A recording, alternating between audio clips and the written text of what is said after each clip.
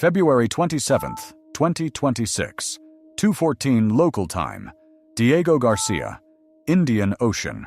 2B-2 Spirit stealth bombers roll onto the active runway.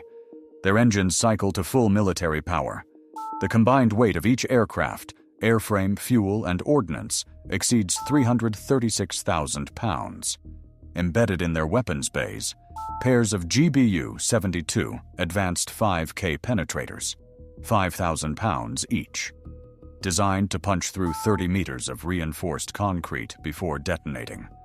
Their targets are buried inside the Zagros Mountains, over 2,400 nautical miles to the northwest. 3 hardened IRGC ballistic missile storage facilities that 72 hours earlier provided the launch platforms for a barrage that set the Persian Gulf on fire. This is the reconstruction of Operation GRANITE VERDICT, the most precise, deep strike mission conducted by the United States Air Force since the opening hours of the Iraq War. I'm your host at Navy Battlefront, where we break down the most critical naval and military operations shaping global power. Today, we are mapping every phase of the kill chain, from the National Command Authority's go order to the moment seismic sensors registered underground detonations beneath Iranian rock. And we are going to address the question that kept CENTCOM intelligence analysts awake for weeks after the dust settled. How did Iran evacuate one of 3 targeted sites hours before impact? Someone talked.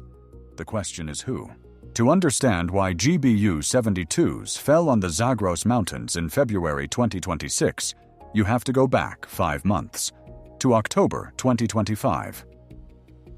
To the moment the Persian Gulf stopped being a shipping lane and became a battlefield. On October 9, 2025, an Iranian-backed militia in Iraq launched a salvo of Fateh 110 short-range ballistic missiles at the Ras Tanura oil terminal in Saudi Arabia. 2 missiles were intercepted by Patriot PAC-3 batteries. One got through. It struck a loading pier, killing 4 contract workers and igniting a crude oil storage tank that burned for 9 days. The attack was significant, but not unprecedented. What made it different was the response, or rather, the lack of one.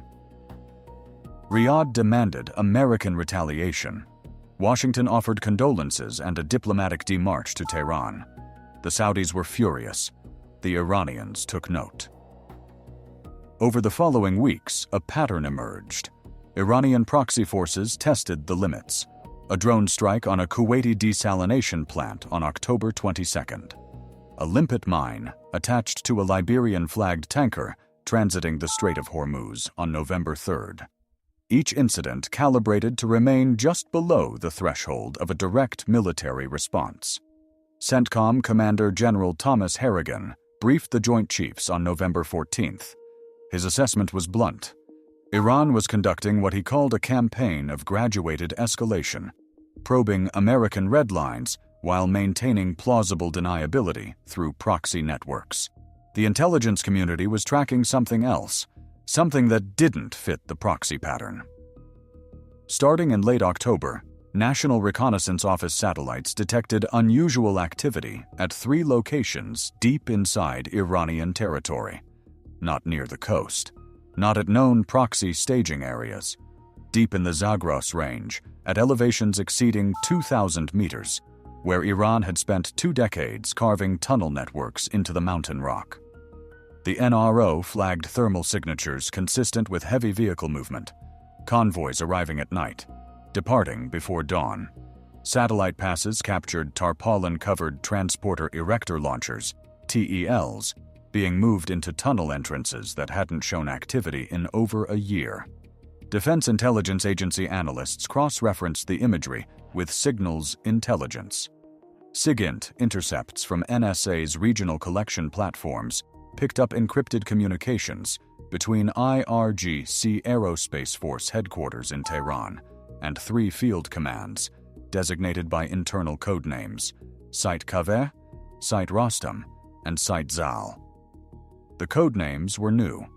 They didn't match any facility in the existing intelligence database. This was the first open loop. 3 sites, new designations, heavy TEL traffic, and no clear indication of what Iran was staging or why. On December 4, 2025, DIA produced a classified assessment. The 3 Zagros sites were being activated as forward ballistic missile storage depots, hardened, buried, designed to survive precision airstrikes. The missiles being moved into them were identified through a combination of SIGINT and HUMINT, a source inside Iran's defense logistics network.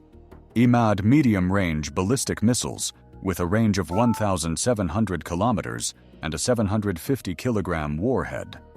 And Khaybar-Sheikhan, Iran's newer, more accurate solid-fueled missile, capable of reaching targets 1,450 kilometers away, with a maneuverable re-entry vehicle designed to defeat missile defense systems. The DIA assessment classified the threat level as high. These weren't defensive assets. They were offensive staging points, positioned to strike targets across the Gulf at minimal warning time. The assessment landed on the desk of Secretary of Defense Robert Kessler on December 7th. He forwarded it to the National Security Council. A Principals Committee meeting was scheduled for December 11th. At that meeting, General Harrigan presented 2 options. Option 1, diplomatic pressure through the United Nations, backed by a naval show of force in the Gulf. Option 2, a contingency strike plan targeting the 3 sites before they reached full operational capability. The President chose Option 1. A United Nations Security Council session was requested. Meanwhile, the USS Dwight D. Eisenhower Carrier Strike Group, already deployed to the 5th Fleet Area of Responsibility, was repositioned from the Gulf of Oman to the central Persian Gulf. A signal. Iran ignored it. On January 18, 2026, the signal became irrelevant. At 4:47 local time, the IRGC launched a coordinated missile barrage from mobile TELs in western Iran. 14 ballistic missiles, 7 EMAD, 7 Khaybar-Sheikhan. Their targets, the Ras Laffan Industrial Complex in Qatar, the world's largest liquefied natural gas facility, and the Jebel Ali Port Complex in the United Arab Emirates. The timing was precise. The missiles were launched during a gap in Aegis radar coverage caused by the rotation of a destroyer between patrol stations. USS Laboon, an Arleigh Burke-class destroyer, had just completed its handoff to USS Gravely. For 11 minutes, the coverage overlap was thinner than doctrine required. 11 minutes. That's all Iran needed. Patriot batteries in Qatar intercepted 4 of the 7 missiles targeting Ras Laffan. 3 got through. 2 struck storage tanks. 1 hit a processing unit. The resulting explosion was visible from Doha, 50 kilometers away. LNG production at the facility dropped to 0 within hours. Global natural gas futures spiked 19% before markets opened in London. At Jebel Ali, THAAD interceptors took down 5 of 7 inbound Khaybar-Sheikhans. The 2 that penetrated struck a container yard and a logistics warehouse used by the U.S. Navy's regional supply chain. 17 American military personnel were wounded. 3 were killed. 3 dead Americans. That changed everything. Within 90 minutes of the strikes, CENTCOM went to ThreatCon Delta across all Gulf installations. Every ship in 5th Fleet moved to general quarters. F/A-18E Super Hornets from the Eisenhower's Carrier Air Wing. 3 launched on combat air patrol. Tomahawk-equipped submarines received flash traffic to move to pre-designated launch baskets. At the White House, the Situation Room filled within the hour. The President convened an emergency session of the National Security Council at 6:15 Washington time, 14:15 in the Gulf. General Harrigan's assessment was delivered via secure video from CENTCOM headquarters at MacDill Air Force Base. He confirmed what satellites were already showing. The missiles that struck Ras Laffan and Jebel Ali had been launched from mobile TELs that deployed from the 3 Zagros mountain sites, Site Kaveh, Site Rostam, Site Zal. The same three facilities DIA had flagged 2 months earlier. The intelligence was now conclusive. These were not storage depots. They were operational launch complexes, capable of reloading, retargeting, and firing again within hours. And there was something else. NSA intercepted a burst transmission from IRGC Aerospace Force Command at 5:30 local time, 43 minutes after the initial launch. The message, partially decrypted, referenced a second launch package. More missiles, different targets. Timeline, within 48 hours. A second wave was being prepared. The president asked a single question. What does it take to destroy those sites? The answer was not simple. These were not surface targets. They were buried. Site Kaveh sat beneath an estimated 22 meters of reinforced concrete, topped by natural granite overburden. Site Rostam was tunneled directly into a mountainside with hardened blast doors rated against 2,000-pound munitions. Site Zal, the largest, was assessed to extend over 400 meters into the rock, with multiple chambers connected by reinforced corridors. Standard JDAMs would not work. Even the GBU-28, the 5,000-pound laser-guided penetrator used in the Gulf War, lacked the kinetic energy to reach the deepest chambers. This was exactly the scenario the GBU-72 Advanced 5K had been designed for. Developed by the Air Force Research Laboratory and produced by Boeing, the GBU-72 had completed operational testing in 2024.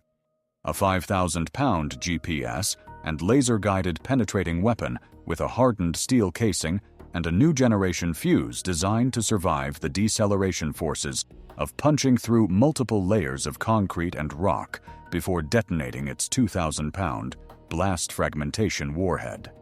Each bomb could defeat 30 meters of reinforced concrete or 12 meters of moderately hard rock. Against the Zagros sites, strike planners calculated that pairs of GBU-72s, delivered sequentially onto the same impact point, would achieve the necessary penetration. The first bomb cracks the overburden. The second follows the path and detonates at depth. The delivery platform had to be the B-2 Spirit. No other aircraft in the American inventory combined the payload capacity, the range, and, critically, the stealth characteristics needed to penetrate Iranian airspace. Iran's integrated air defense system had been significantly upgraded since 2023. Russian-supplied Resonance NE over-the-horizon radars provided early warning coverage across western and southern approaches. Bavar 373 long-range surface-to-air missile systems, Iran's domestic equivalent of the S-300, guarded the approaches to key military and nuclear sites. Third Khordad medium-range systems filled the gaps, and Iranian radar operators had been trained by Russian advisors following the 2025 conflicts. Getting B-2S to their targets undetected required more than stealth. It required the systematic suppression of Iran's radar network along the ingress corridor. This is where the full kill chain became visible. On February 24th, 3 days before the strike, CENTCOM initiated what after-action reports described as a phased electromagnetic preparation of the battle space. EA-18G Growler electronic warfare aircraft from VAQ-140, embarked on the Eisenhower, began flying aggressive jamming orbits over the Gulf. Ostensibly, these were training exercises. In reality, they were mapping Iranian radar emission patterns, identifying active frequencies, rotation schedules, and response protocols. Simultaneously, the submarine USS Florida, an Ohio-class guided missile submarine carrying 154 Tomahawk cruise missiles, repositioned from the Arabian Sea to a launch basket in the Gulf of Oman. A second SSGN, USS Georgia, moved to a position south of the Strait of Hormuz. These movements did not go unnoticed. Iranian naval intelligence tracked the submarine repositioning through acoustic signatures detected by shore-based hydrophone arrays. Tehran interpreted the movements as posturing, an American show of force following the January 18th attacks. They were wrong. On the morning of February 26th, 20 hours before the strike, the encrypted burst transmission that NSA had been monitoring from IRGC Aerospace Force Command went silent. No communications from any of the 3 Zagros sites for over 6 hours. Then, at 1640 local time, a single transmission from Site ZAL.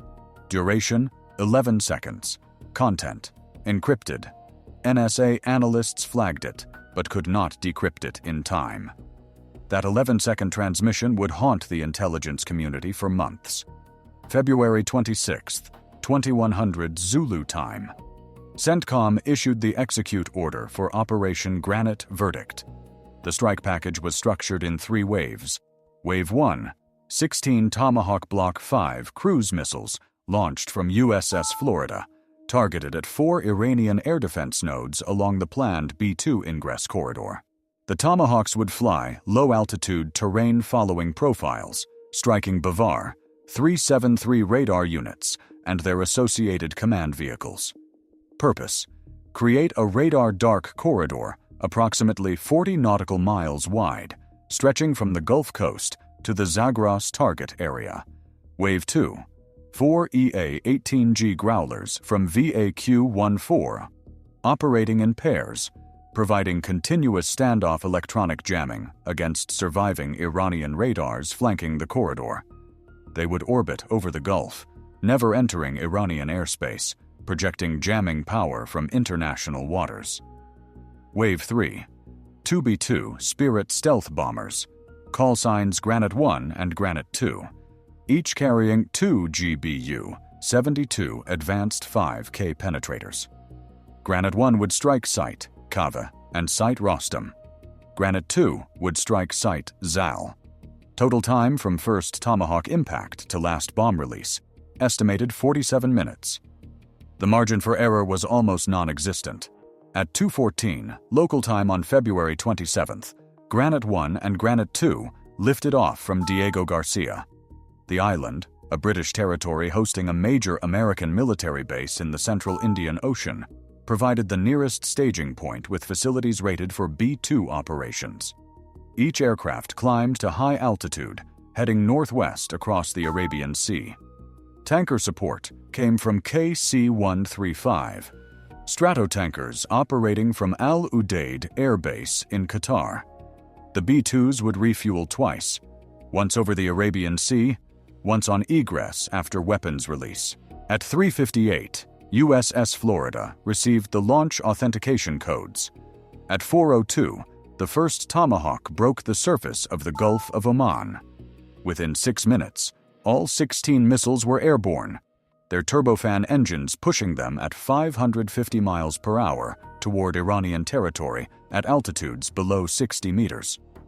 The Tomahawks entered Iranian airspace at 4:31. Iranian coastal radars detected 4 of the 16. The terrain-following flight profiles masked the remainder behind the Zagros foothills. Air defense batteries near Bushehr activated. 3 interceptor missiles launched. All 3 missed. The Tomahawks were already past the coastal belt. At 4:44, the first Tomahawk struck a Bavar 373 engagement radar 40 kilometers south of Isfahan. The warhead detonated directly on the radar array, destroying it instantly. Within the next 3 minutes, 7 more Tomahawks hit their assigned targets: radar vehicles, communication nodes, a mobile command post. Not all 16 Tomahawks found their marks. 3 suffered GPS guidance anomalies, likely caused by Iranian GPS jamming systems deployed along the Zagros Ridge. They impacted in unpopulated terrain. 1 Tomahawk was shot down by a 3rd Khordad battery that had been repositioned since the last satellite pass. Intelligence had its location wrong by 600 meters, enough to put it outside the Tomahawk's flight path and inside its engagement envelope. 12 of 16 targets destroyed. The corridor was open. Not perfect, but open enough. Comment Granite if you think the Tomahawk phase should have included more missiles to guarantee the corridor. At 4:51, the EA-18G Growlers initiated full-spectrum jamming from their orbits over the central Gulf. The electromagnetic noise flooding Iranian radar screens was enormous. Operators at surviving sites reported total whiteout on their displays. For the next 30 minutes, Iran's air defense picture over the central Zagros was effectively blind. Granite 1 entered Iranian airspace at 5:03. Altitude, classified, but assessed by analysts to be above 40,000 feet. The B-2's radar cross-section, smaller than a marble on radar, combined with the Growler jamming, made it functionally invisible. Granite 2 followed 7 minutes behind on a slightly offset track. At 5:17, Granite 1 reached the initial point for its first target run, Site Cave. The weapons systems officer confirmed GPS lock on the designated impact point, the center of the primary tunnel entrance, where structural analysis indicated the thinnest overburden above the main storage chamber. 5:18:22. First GBU-72 released. The bomb fell for 31 seconds. 5,000 pounds of hardened steel and explosive accelerating under gravity, guided by GPS and inertial navigation to a target circle, less than 3 meters wide. Impact. The GBU-72 struck the concrete cap above the tunnel entrance at over 1,000 feet per second. The penetrator casing held as it punched through the first layer of reinforced concrete, approximately 8 meters, then through compacted rubble fill, then through a second concrete layer. The fuse registered depth. 24 meters below the surface, the warhead detonated. 2,000 pounds of high explosive expanded in a confined underground space. The overpressure was catastrophic.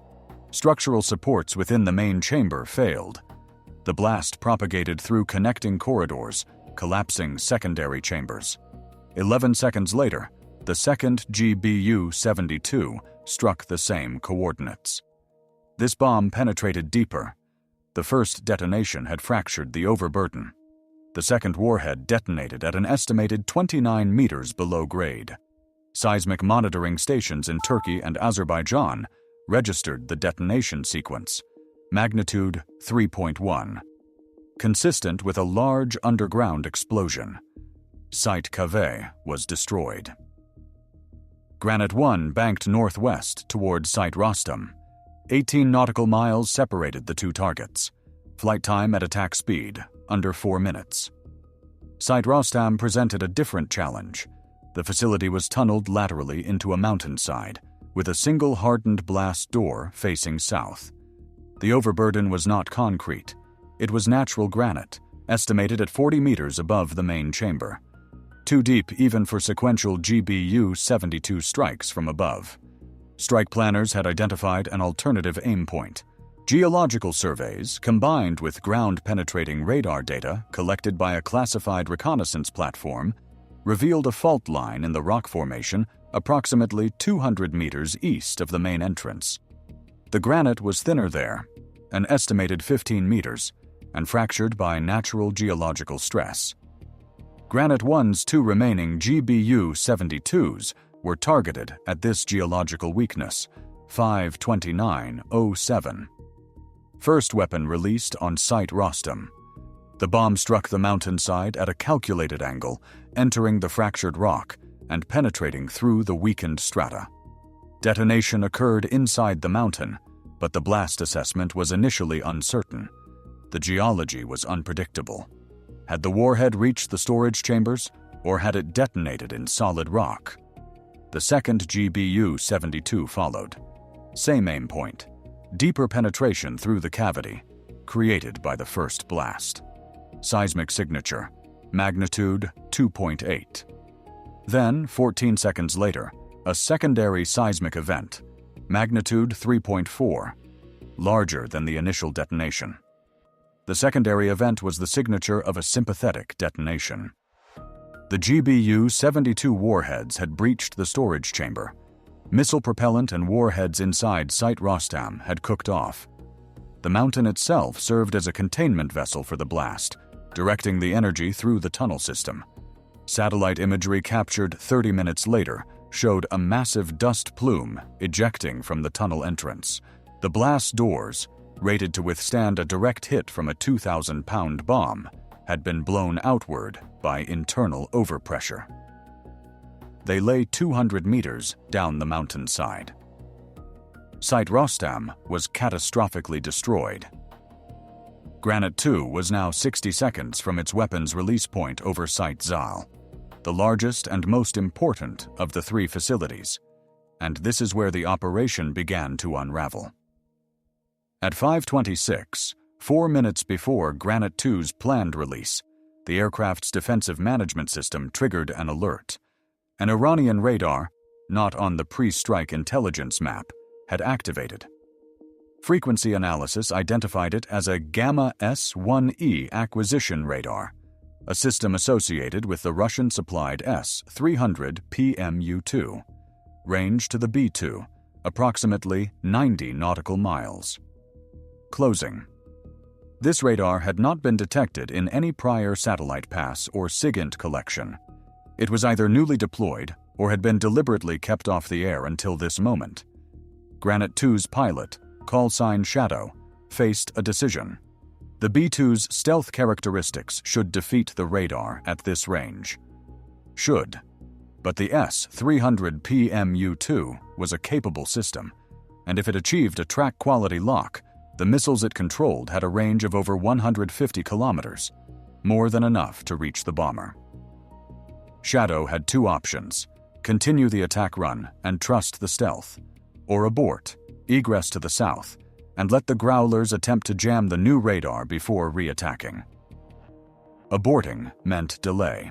Delay meant Iranian air defenses would be fully alerted. A second attempt on Site Zal might not be possible for days, if ever, and the second missile wave that NSA had warned about could launch from ZAAL in the interim. Shadow continued the attack. 5:30:44. Granite 2 reached the release point. Weapons bay doors opened, a momentary increase in radar cross-section that lasted less than 7 seconds. First GBU-72 released, then the second. 4 seconds apart. The weapons bay doors closed. Granite 2 banked hard south, descending to increase distance from the S-300 threat ring. The bombs fell for 28 seconds. Impact on Site Zal. The first GBU-72 struck the designated aim point, a ventilation shaft identified through thermal satellite imagery. The shaft provided a pathway through the overburden directly into the main chamber complex. Penetration was clean. The bomb entered the shaft and detonated at depth. The second bomb struck 2 meters from the shaft opening, penetrating through fractured concrete and detonating 6 seconds after the first. Seismic signature, magnitude 2.4. Significantly smaller than the Kaver or Rostam events, no secondary detonations. At CENTCOM headquarters, General Harrigan watched the seismic data in real time. The readings from ZAAL were wrong, too small. For a facility that supposedly housed dozens of ballistic missiles and their propellant, the detonation should have triggered massive secondary explosions. It didn't. Battle damage assessment imagery arrived within 2 hours. High-resolution satellite passes confirmed what the seismic data suggested. The ventilation shaft had been penetrated. The GBU-72 warheads had detonated inside the facility. Structural damage was extensive, but the storage chambers were empty. No missile debris, no propellant fires, no warhead fragments. The thermal signatures that had indicated stored missiles just 48 hours earlier were gone. Site Zal had been evacuated.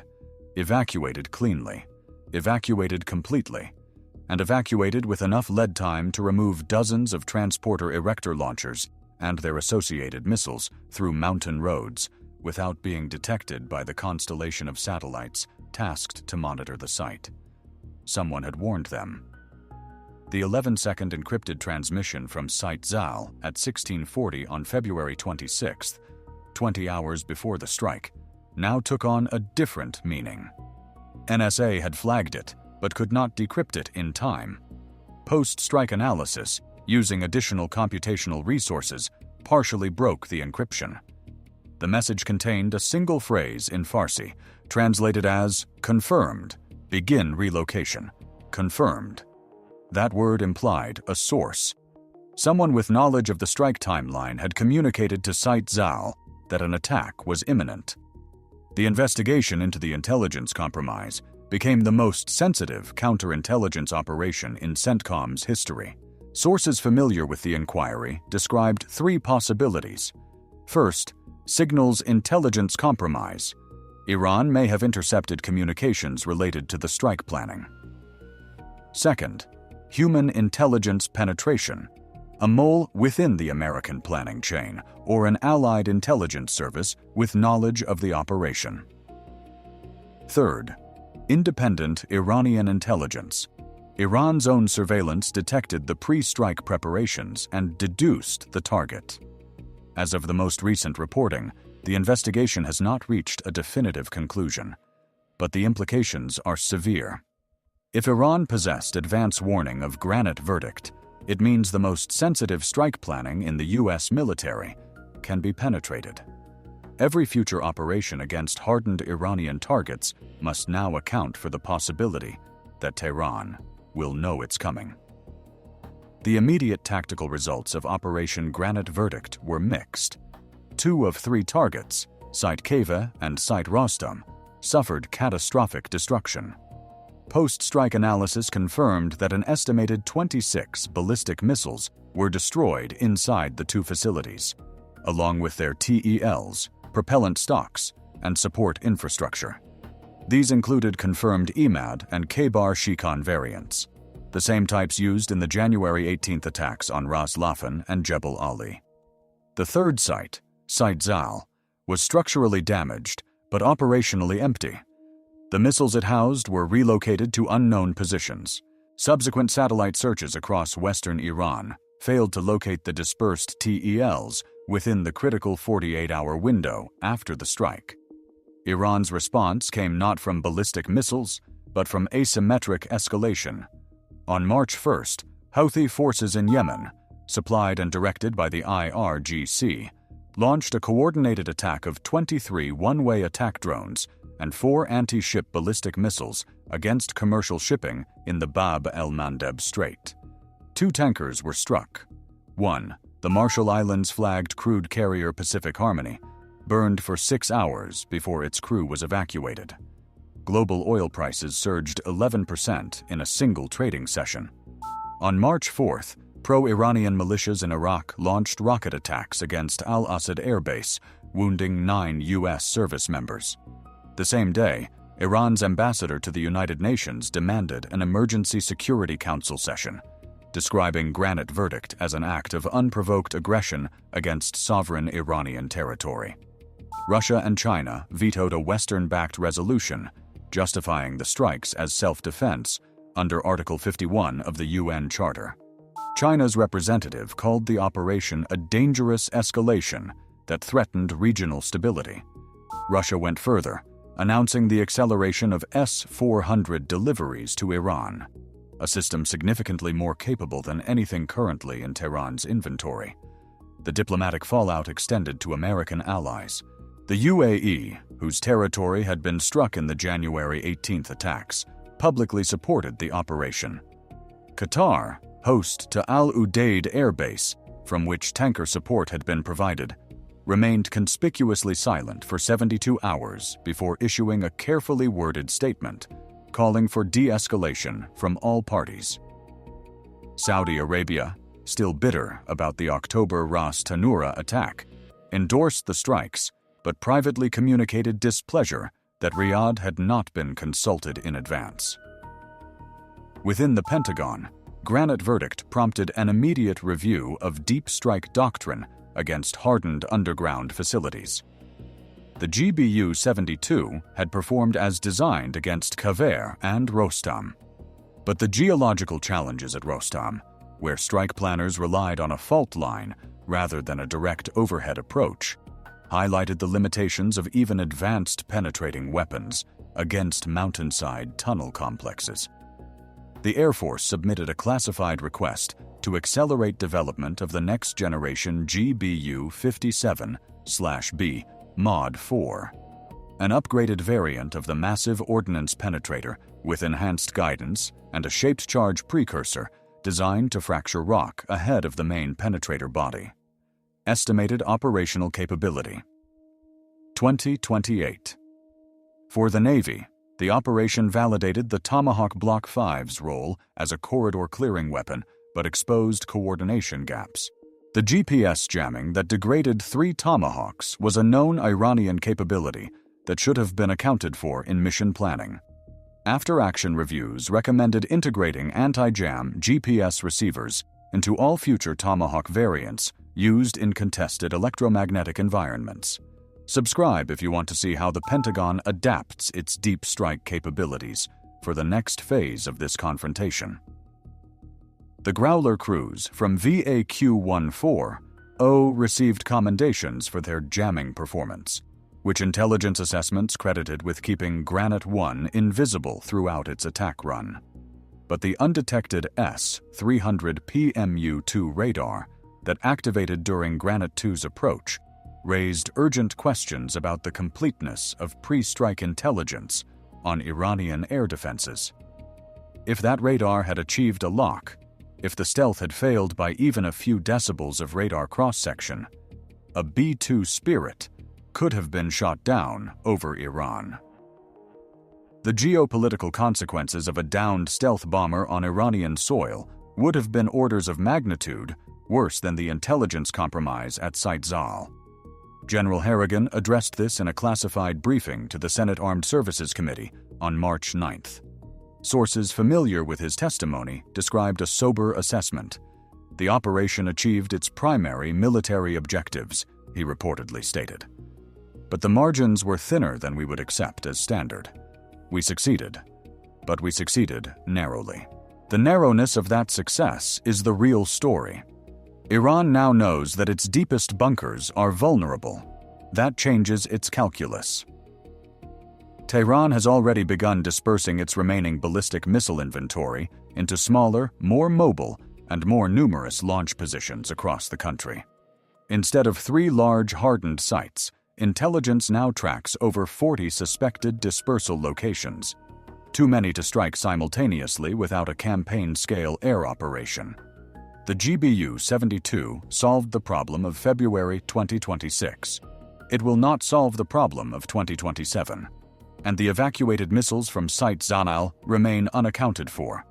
Somewhere in western Iran, an unknown number of Imad and Khaybar Sheikhan ballistic missiles are hidden, mobile, ready to launch. With a demonstrated ability to strike Gulf energy infrastructure and American military installations, the intelligence compromise that allowed their evacuation has not been resolved. Every day those missiles remain hidden is a day they could be used. Operation GRANITE VERDICT proved that the United States can reach into the deepest bunkers on Earth and destroy what it finds there. It also proved something less reassuring, that reaching into the dark does not guarantee you will find what you are looking for. 2 facilities destroyed, 26 missiles eliminated, 1 target empty, 1 mole, or 1 intercept, or 1 lucky guess unaccounted for, and a region closer to open war than at any point since 2003. The bombs that fell on the Zagros mountains answered 1 question and created a dozen more. The biggest of those questions is not about bunker busters or stealth